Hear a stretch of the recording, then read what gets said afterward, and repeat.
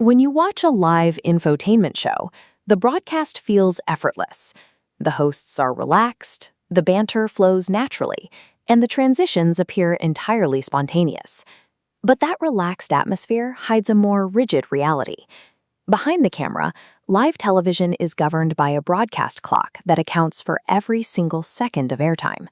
To prevent this environment from spiraling into total chaos, producers rely on a zero-tolerance technical framework to coordinate hundreds of simultaneous moving parts. This operational matrix is known as the television rundown. This technical structure acts as a safety net, defining the exact boundaries where hosts are free to improvise without losing track of the clock. Because a live show demands both strict timing and fluid conversation, producers cannot rely on a single type of script. They use a tiered approach to documentation. At the top is the rundown itself, serving as the macro-level operational map that keeps the entire crew synchronized. Beneath that is the full script. This is reserved for micro-level moments where the wording must be exact, like official announcements where errors would be unacceptable. Finally, there are cue cards. These provide short, bold bullet points to keep hosts on track during unscripted interactions without forcing them to memorize lines.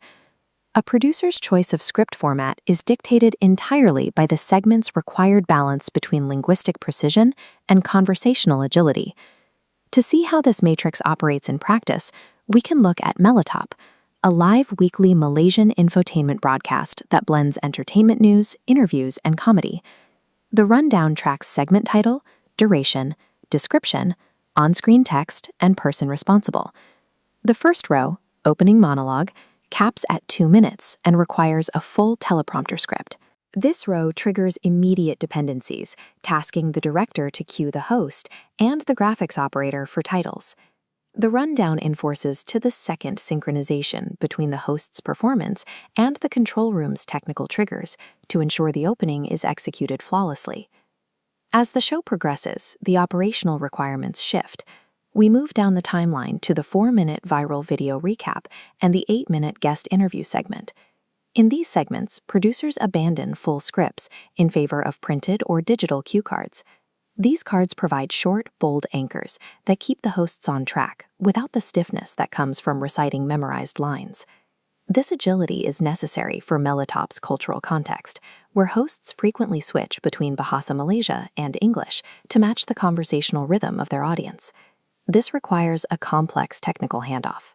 The videotape operator must manually sync B-roll clips with the host's unpredictable, unscripted reactions to trending videos.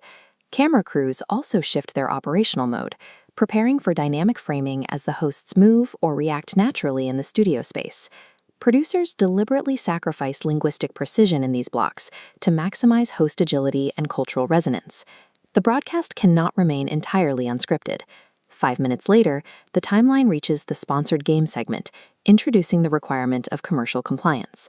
When sponsor reads are required, the broadcast instantly reverts from conversational agility back to highly precise wording.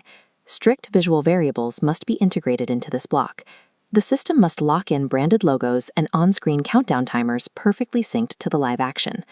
Executing this compliance requires specialized personnel, the floor manager, and an on-site sponsor representative. The floor manager acts as the physical, real-time link bridging the control room's strict timing demands with the game's execution on the studio floor. External financial requirements temporarily override creative agility, demanding strict contractual compliance enforced by the rundown. The structure is then tested by the most unpredictable variable in a modern broadcast: live audience feedback during the 3-minute social media interaction segment. The social media producer acts as a critical filter, feeding approved live viewer tweets and comments directly to the on-screen ticker. The host is responsible for spontaneously reading and reacting to these real-time comments on live television. Because the segment is inherently unscripted, enforcing the strict 3-minute duration becomes the primary technical priority. Reserving a dedicated, time-boxed block allows producers to safely contain the chaos of audience integration without risking the overall broadcast schedule.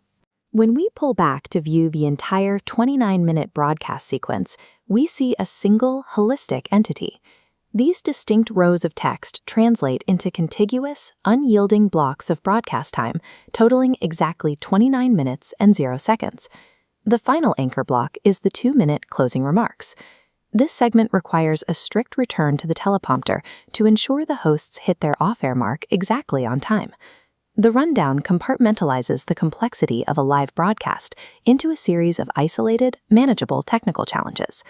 The central tension of live television is the conflict between an unforgiving broadcast clock and the audience's desire for spontaneous, human entertainment. Producers solve this by balancing script formatting against delivery. Full scripts guarantee technical precision, while cue cards invite conversational agility.